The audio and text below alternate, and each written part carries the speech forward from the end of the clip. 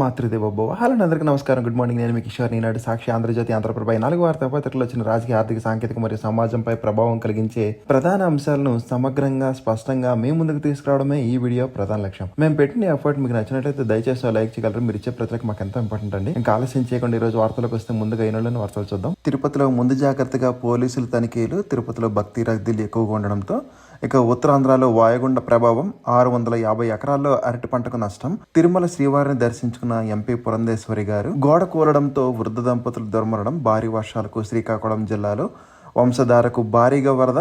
3వ ప్రమాద హెచ్చరిక జారీ చేశారు తీవ్ర వాయుగుండం కారణంగా. ఇక తెనాలిలో పెళ్లి వేడుకల్లో చోరీ. ఐఆర్ఎస్ అధికారి బ్యాగ్ ఎత్తుకెళ్లిన దొంగలు. విశాఖలో 80 ప్రాంతాల్లో కూలిన చెట్లను తొలగించామని జీవీఎంసీ కమిషనర్ కేతన్ గార్గ్ తెలిపారు.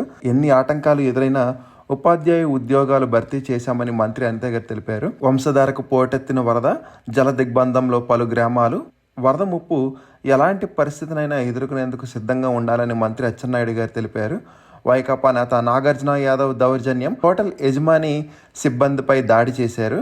ఫ్లాష్ ఫ్లడ్ ముప్పు. శ్రీకాకుళం జిల్లాలో 10 మండలాల్లో విద్యా సంస్థలకు సెలవు ఇచ్చారు. ఒడిశాలో తీరం దాటిన తీవ్ర వాయుగుండం. ఒడిశాలో గోపాల్పూర్ వద్ద దేవరగట్టు బన్నీ ఉత్సవాల్లో 2 మృతి చెందారు. 100 మందికి పైగా గాయాలు. కర్నూలు జిల్లా హోళగుందులో విజయవాడలో తొలిసారిగా నిర్వహించిన దసరా కార్నివాల్కు గిన్నీస్ రికార్డ్. ఉత్తరాంధ్రలో వర్ష బీభత్సం. స్తంభించిన జనజీవనం. ఇంకా సాక్షులు చూద్దాం ఒకసారి. తయారీ రంగంలో వృద్ధికి వ్యూహాలు. ప్రపంచంలో చైనాను వెనక్కి నెట్టి అత్యధిక జనాభా కలిగిన దేశంగా భారత్ అవతరిస్తుంది. 2023 నాటికి భారతదేశ జనాభా చైనాను అధిగమించినట్లు కొన్ని నివేదికలు ధృవీకరించాయి. ఈ పరిణామం భారతదేశానికి ఓ విశిష్టమైన అవకాశం సృష్టిస్తుంది. ఒకప్పుడు జనాభా పెరుగుదల ఆర్థిక అభివృద్ధికి భారంగా కనిపించినప్పటికీ సరైన వ్యూహాలతో ముందుకు వెళ్తే అంతా వరమే అవుతుందండి. ఇది ముగిసిన ఓజీ ప్రమోషన్స్. మళ్ళీ పొలిటికల్ మూడ్లోకి పవన్ కళ్యాణ్ గారు. ఆపరేషన్ సింధూర్పై ఆసక్తికర విషయాలు బయటపెట్టిన ఐఏఎఫ్ చీఫ్. చరిత్రలో నిలిచిపోయేలాగా ఆపరేషన్ సింధూర్ చేపట్టామని air chief marshal Amarpreet Singh తెలిపారు. 300 కిలోమీటర్ల దూరంలో లక్ష్యాన్ని ఛేదించామని తెలిపారు. ఆపరేషన్ సింధూర్పై ఆసక్తికర విషయాలు బయటపెట్టారు ఆయన. Rahul century, Gill, DJ half సెంచరీలు. భారీ స్కోర్ దిశగా టీమిండియా. అహ్మదాబాద్ టెస్ట్లో భారత్ స్కోర్ 4 వికెట్ల నష్టానికి 286 పరుగులుగా ఉంది. ధ్రువ్ జురేల్ అర్ధ సెంచరీ పూర్తి చేసుకోగా రవీంద్ర జడేజా 30 పరుగులతో ఇన్నింగ్స్ కొనసాగిస్తున్నాడు. ఇక ఇలా సత్కారం చేయడం కొత్తగా అనిపించిందని నాగార్జున గారు తెలిపారు అలయ బలయ కార్యక్రమంలో. ఇక బ్యాంకులో చెక్ క్లియరెన్స్ కు సంబంధించి కొత్త విధానం అమల్లోకి వస్తుంది. హెచ్డిఎఫ్సి బ్యాంక్, ఐసిఐసిఐ బ్యాంక్ సహా ప్రైవేట్ బ్యాంకులు అక్టోబర్ 4వ తేదీ నుంచి డిపాజిట్ చేసిన చెక్కులను కొత్త వ్యవస్థ కింద అదే రోజున కొన్ని గంటల్లోనే చెక్ క్లియరెన్స్ చేయనున్నాయి. ఇక అనకాపల్లికి 9న వైఎస్ జగన్ గారు నర్సీపట్నం మెడికల్ కాలేజీని సందర్శించనున్నారు. ఇక జానపద ఇండస్ట్రీలో విషాదం చోటు చేసుకుంది. నటుడు గడ్డం రాజు సెప్టెంబర్ 29న ఆత్మహత్య చేసుకున్నారు. భార్య టార్చర్ వల్లే చనిపోతున్నానంటూ సెల్ఫీ వీడియో తీసుకుని ప్రాణాలు వదిలారు. తన స్వస్థలమైన పెద్దపల్లిలో ఆయన అంత్యక్రియలు జరిగాయి.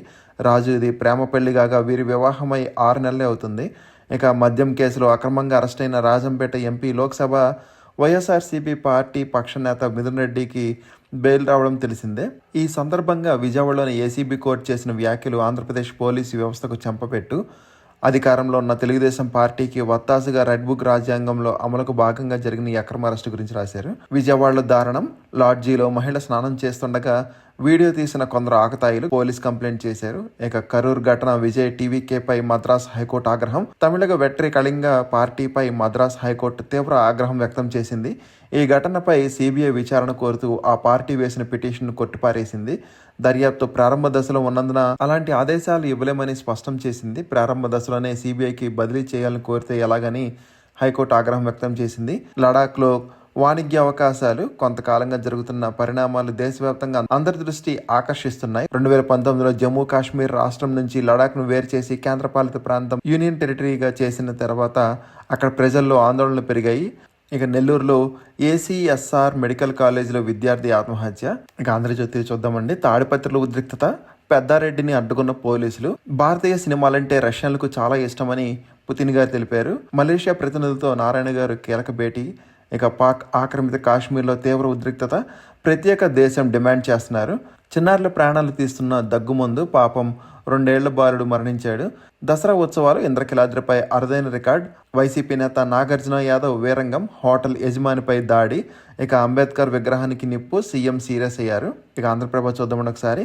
సిక్కోల్లో బీభత్సం. బంగాళాఖాతంలో అల్పపీడనం కారణంగా తెలంగాణ కర్ణాటక సరిహద్దుల్లో మత్తు పదార్థాలు పట్టుకున్నారు. వాటి విలువ 50 లక్షలు. ఇక దాండియా ఆట వద్ద ఘర్షణ కామారెడ్డిలో. ఇక వరద ప్రాంతాల్లో ఎమ్మెల్యేలు ఎస్పీలు అప్రమత్తం. శ్రీకాకుళం జిల్లాలో జీఎస్టీ వసూళ్ల వృద్ధిలో అట్టడుగు స్థానం తెలంగాణ అని కేటీఆర్ గారు విమర్శించారు. చెన్నకేశవ స్వామి ఊరేగింపుల అపశృతి ఎమ్మిగ్నూరులో. ఇంకా ఇవ్వండి ఈరోజు వార్తలు, వాటిలోని విశేషాలు. ఇంకా కంటెంట్ చివరి చూస్తున్నందుకు థ్యాంక్ యూ సో మచ్ అండి. ఈ వీడియో నచ్చితే కనుక మీ ఫ్రెండ్స్ అండ్ ఫ్యామిలీ మెంబర్స్కి షేర్ చేయగలరు. మరియు సబ్స్క్రైబ్ చేసుకోవడం మాత్రం మర్చిపోద్దండి. కంటెంట్ మరియు ప్రెజెంటేషన్ ఏమైనా లోపలంటే మాత్రం కామెంట్ చేయగలరు. జై హింద్.